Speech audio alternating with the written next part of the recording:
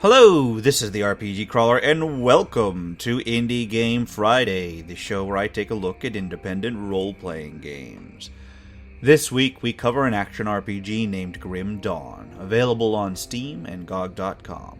Released on February 25th, 2016, it was developed and published by Crate Entertainment. Grim Dawn is an action RPG with a strong parallel to games such as Diablo, set in a post-apocalyptic fantasy realm. When it starts, a few hunters have tracked down a possessed individual in a world that has been ravaged by a war with spectral beings called the Ethereals. Just as they are about to kill the possessed person, the spirit flees the possessed body, which is good, because you are that guy. As you recover, you are roped into a world with a surprising amount of depth.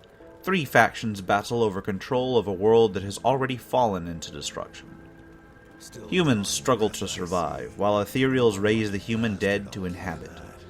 A third group of creatures from the void itself factor in, aggressive to both sides, though they are only properly introduced later on.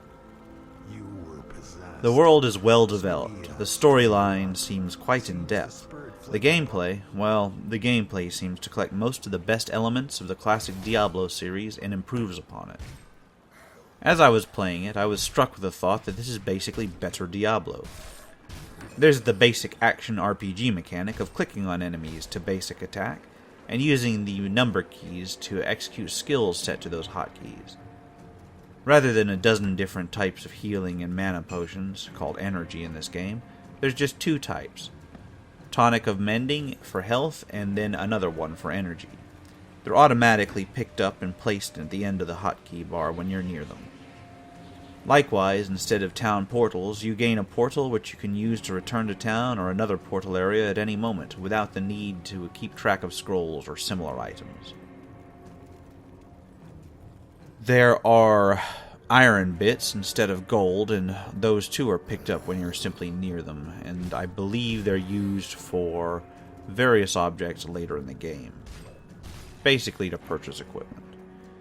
During my playthrough, I didn't get to try out any of the active skills, since I focused on passive skills during the level ups. During level up, you get to improve one of your 3 ability scores, and you get 3 skill points to place into skills. The first time you level up, you can choose a class from a list of existing classes. Later on, you can pick a second class. I believe I didn't get that far, but it is one of the draws to the game. Once your class is chosen, it opens up a number of skill trees. You can improve individual skills through various levels, or place your skill points into the class itself, which gradually unlocks further tiers in the skill trees over time. It's interesting, allowing you to either fast forward through one of the trees as soon as possible, or focus on a particular skill without advancing the others. It allows for a great deal of character customization, especially with the dual class system. Another way of advancing your character is by way of devotion points. Devotion points are earned by cleansing shrines within the game, with certain shrines in the main areas and others in optional areas. Each shrine cleansed allows you to unlock one particular star in a series of constellations, and each star has a particular bonus associated with it, as well as an affinity to a particular element or type. Completing certain constellation grants a completion bonus, and even entering certain constellations requires certain affinity towards its element. It looks like there's a lot of customization that can be done through these constellation trees, independent of your leveling up. Along the way, you pick up a variety of weapons and armor, almost exactly like any other Diablo clone, and fight swarms of enemies similar to most other Diablo clones. In fact, I saw a number of enemies that were literally named the same things that you'd see in a Diablo game. However, this is not necessarily a bad thing, as that monster scheme seemed to work well enough for what the game is. The equipment is similar, however the setting makes for a slightly different take on some weapons, with pistols and other firearms replacing bows and crossbows, and some swords being replaced with the hacksaw blades and similar items.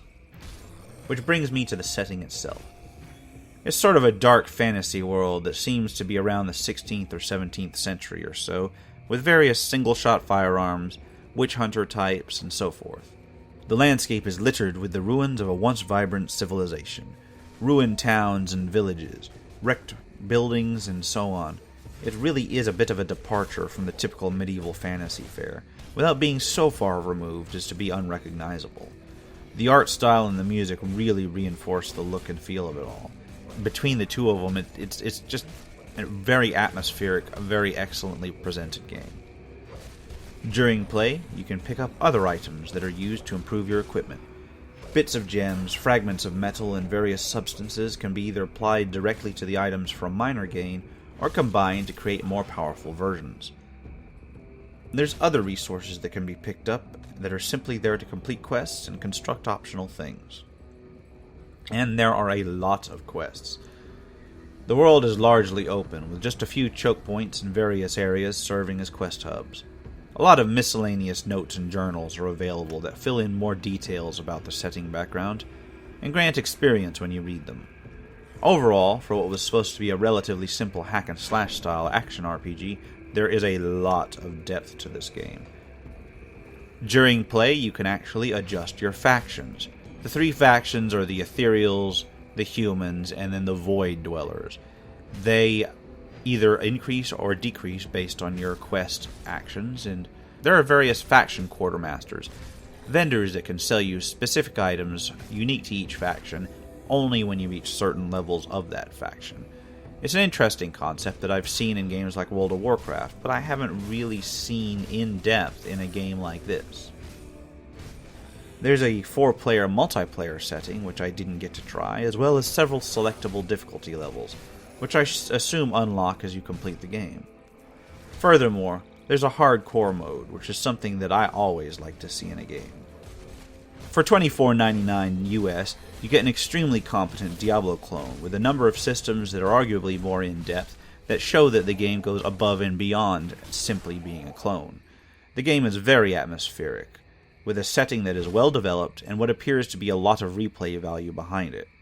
Combine this with a developer that seems responsive, and I have to highly recommend this game. If you like the Diablo series, especially around the Diablo 2 era, would you like to see something with modern 3D graphics and a kick-ass setting, then you really won't go wrong with Grim Dawn. I will, as usual, put links to both its Steam and GOG pages in the description below. If you like what you've seen, remember to like, leave a comment if you have feedback, and subscribe for more RPG content. Until next time, take care and goodbye.